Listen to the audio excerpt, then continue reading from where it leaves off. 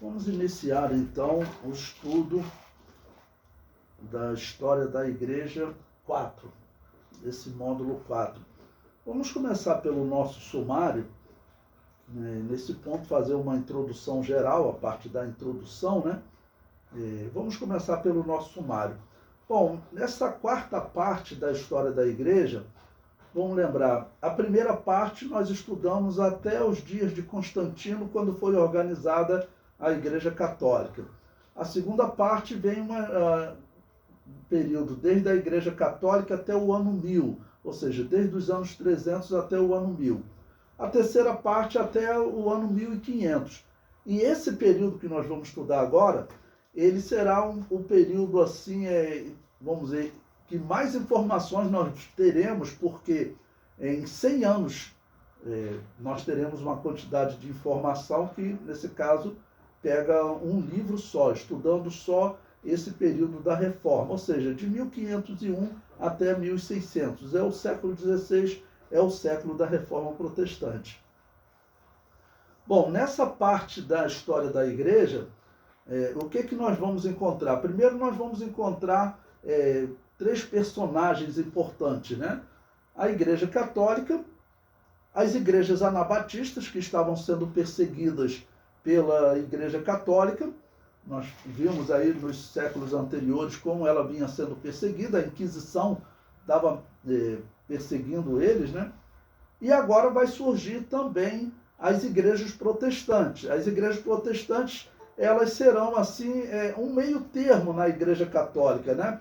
Nós veremos que as igrejas protestantes, elas vão condenar algumas doutrinas, como a venda de indulgências, ok? Porém, ela vai manter doutrinas como o batismo de recém-nascido, que é um erro grave. Alguns temas os protestantes vão se dividir, por exemplo, a Igreja Católica, ela praticava o culto aos mortos, desde os dias de Constantino. O que Lutero vai fazer? Lutero ele vai continuar praticando o culto aos mortos. Já Calvino, ele já vai rejeitar o culto aos mortos, vai dizer que culto aos mortos é paganismo. Então, esses personagens, Igreja Católica, Igreja Anabatista e agora as igrejas protestantes, né, que serão o centro, né, desses eventos históricos que nós teremos. Então, aí no nosso sumário, na página 4,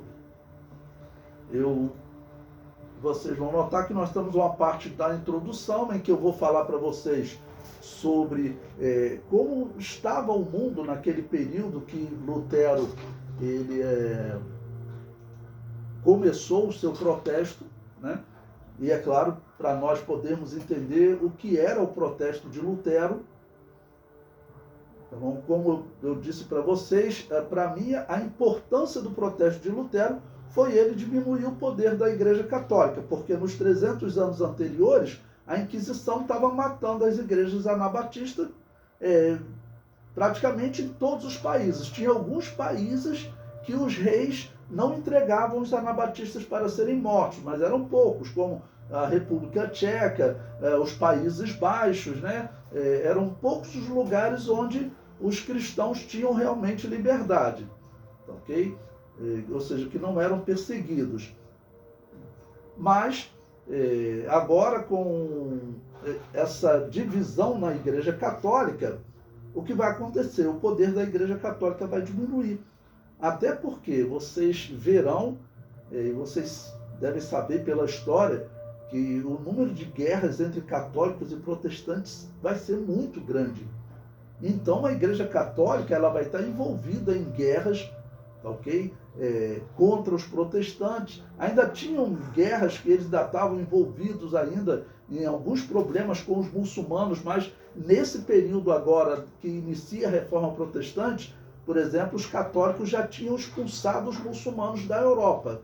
Eles tinham ocupado a região da Espanha e de Portugal, né? Mas agora, em 1500, quando a Reforma vai começar, os muçulmanos já não estão mais na Europa. Mas agora vai começar guerra entre católico e protestante.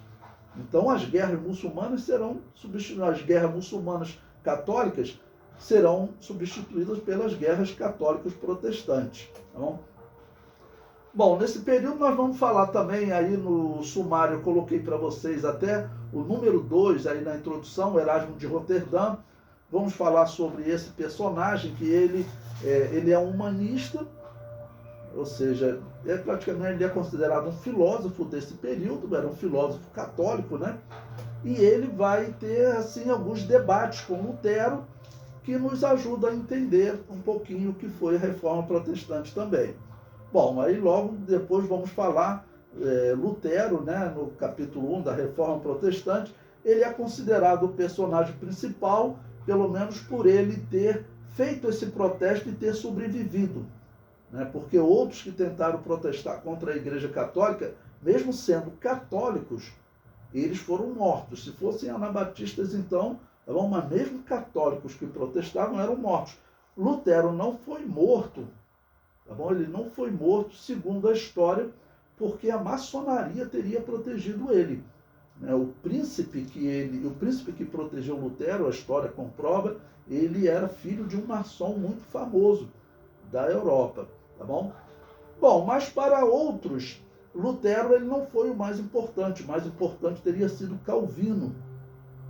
Então nós vamos estudar também esse personagem Calvino e como foi a sua posição em relação à Igreja Católica. Bom, como esse período ele é bem, assim, um período de um século e tem muitos eventos, então nós vamos estudar, por exemplo, o item 21 aí no livro, se vocês verem, o anabatista Félix Menz. Nós vamos encontrar nesse período agora um número maior de relatos de martírios. Um deles será desse anabatista Félix Menz. E depois, o 22, já é o martírio de outro anabatista também. Então, teremos, assim, diversos relatos de anabatistas nesse período, muito extraído daquele livro que eu recomendei a vocês, O Espelho dos Mártires. Ele é muito interessante para nós vermos como os cristãos estavam morrendo nesse período. O Espelho dos Mártires e o Livro dos Mártires. O Livro dos Mártires ele é publicado pela CPAD, John Fox, o autor, ok? E nesse período também nós vamos estudar alguns personagens importantes que eles deixam, né, a Igreja Católica e deixam a Igreja Católica de verdade. Eles se convertem, vou dizer, aceitam Jesus na Igreja Anabatista. Tá bom?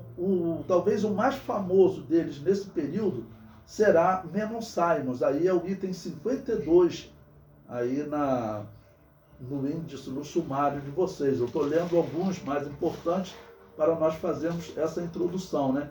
Esse Menon Simons, ele era um padre, ele se converteu depois de ver um anabatista ser martirizado, ele se converteu e ele acabou se tornando líder de uma igreja, porque você pensa, essas igrejas anabatistas, a maioria das pessoas liam para poder ler a Bíblia, porque viviam no campo, então muitos deles não tinham uma boa leitura. Então, quando Menon Simons vai viver entre esses grupos anabatistas, ele se destaca e acaba se tornando pastor de uma grande igreja. A igreja cresce e existe até hoje. Aqui no Brasil existem os menonitas. Nós vamos falar sobre eles depois, né?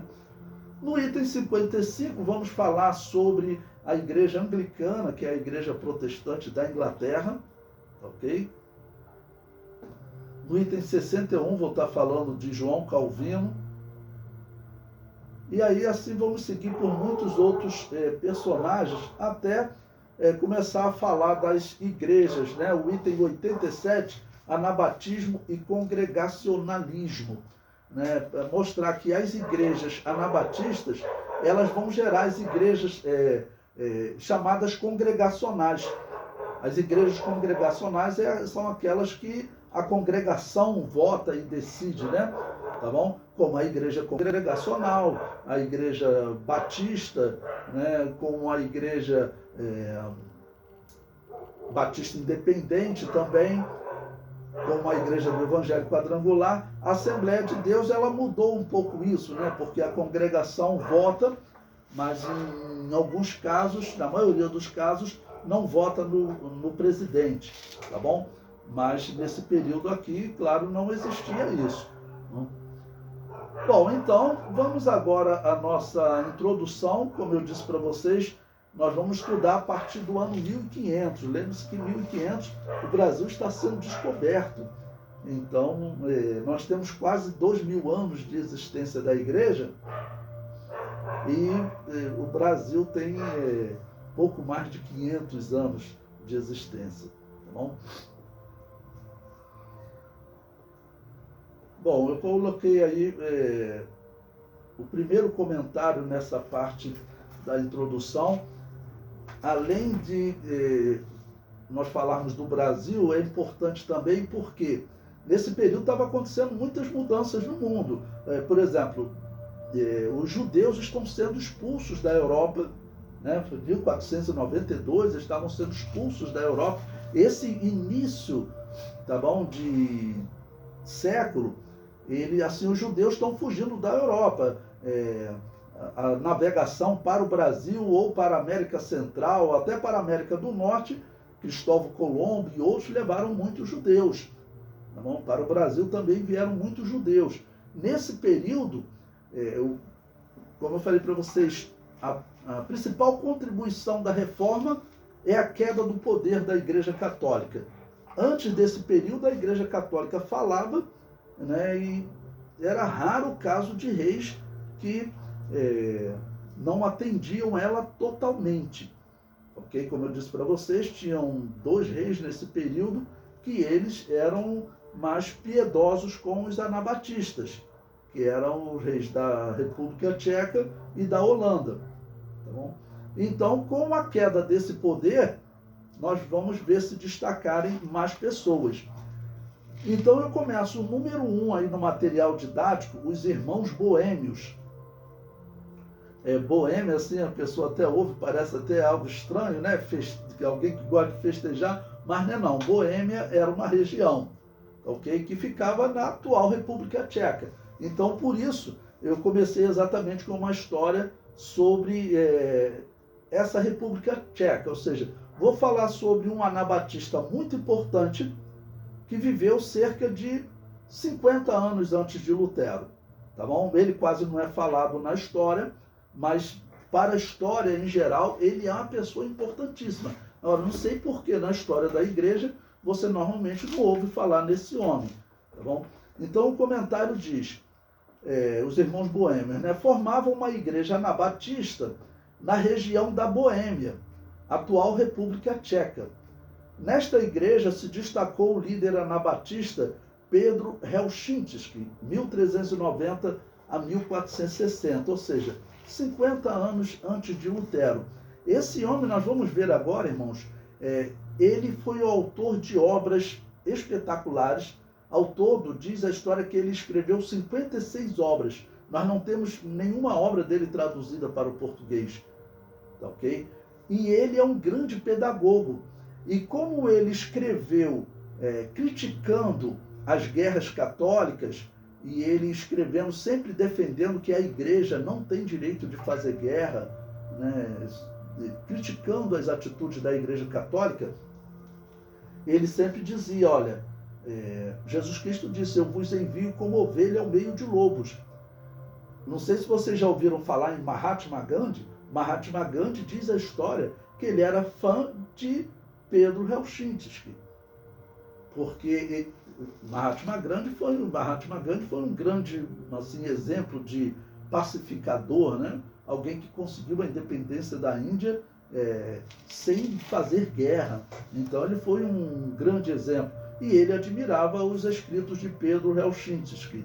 Diz até a história que os protestantes chegaram a tentar converter Mahatma Gandhi, só que a igreja protestante era a igreja da Inglaterra que oprimia a Índia. Então Mahatma Gandhi não aceitava, mas desse anabatista ele aceitava.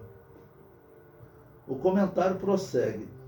A região da Boêmia, governada por Venceslau IV, 1363 a 1419, era tolerante com os anabatistas, concedendo liberdade de culto, irritando os católicos.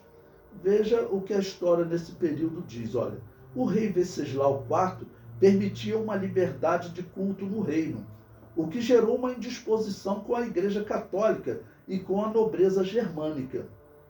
Tá bom? Então, nesse período, como eu disse, nós temos poucos escritos de Pedro Reuchinckes, por exemplo, exportado, traduzido até na história da igreja.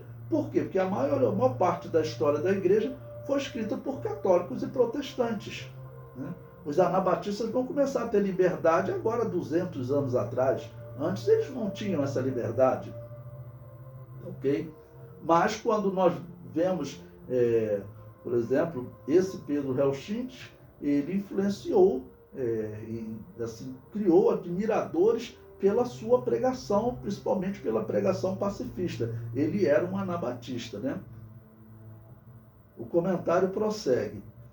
Pedro era contemporâneo de John Hus, mas como era anabatista, sua igreja não participou das guerras de resistência aos católicos, pois os anabatistas defendiam a não resistência. Bom, por que eu comparei ele com John Hus? Eu já comentei sobre John Hus com vocês. John Hus, ele era um católico. John Hus, quando ele foi morto, o que aconteceu? Os discípulos dele organizaram uma guerra contra os católicos. Eu citei um exemplo para vocês do anabatista que não revidou, ok? John Wycliffe. Os discípulos dele organizaram guerras contra os católicos. Mas John Hus, ele já era um católico.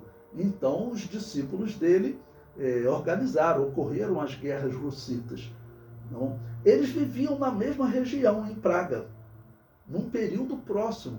Tá bom? Só que Pedro Reuchinckes, que nunca foi chamado pelo Papa, porque ele era anabatista, ele não tinha ligação nenhuma com a Igreja Católica, e John Hus tinha. Tá bom? O comentário prossegue. Pedro Reuchinckes, né, fez uso da parábola do trigo e do joio, argumentando que não é correto perseguir o joio e tentar arrancá-lo antes do juízo final. Bom, por que ele escrevia isso? Porque a Igreja Católica dizia que os hereges, que eram o joio, tinham que ser arrancados, tinham que ser mortos. E aí Pedro falava, não, isso também está errado. Mesmo se tiver um herege, você não tem que arrancar ele, você não tem que arrancar o joio.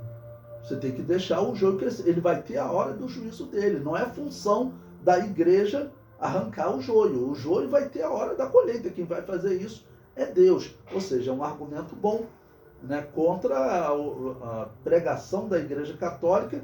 Nós estamos aqui próximo do ano 1500, tá bom? Lembrando que nos 400 anos anteriores foram 400 anos de guerra. Guerra contra os muçulmanos, guerra contra os muçulmanos em Jerusalém, contra os muçulmanos na Espanha e Portugal, contra alguns bárbaros ainda no norte da Europa, contra os anabatistas, né? Então eram diversas guerras que os católicos estavam envolvidos, e sem contar guerras entre países, como a Guerra dos 100 Anos, a Peste Negra, fome. Então eram tantos problemas que a Europa estava vivendo, ok? Que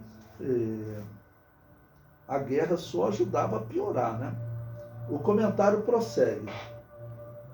A Igreja da Boêmia, onde Pedro atuava, ficou conhecida na história como Irmãos Boêmios ou Unidades dos Irmãos. Mais uma pausa aqui para explicar os irmãos.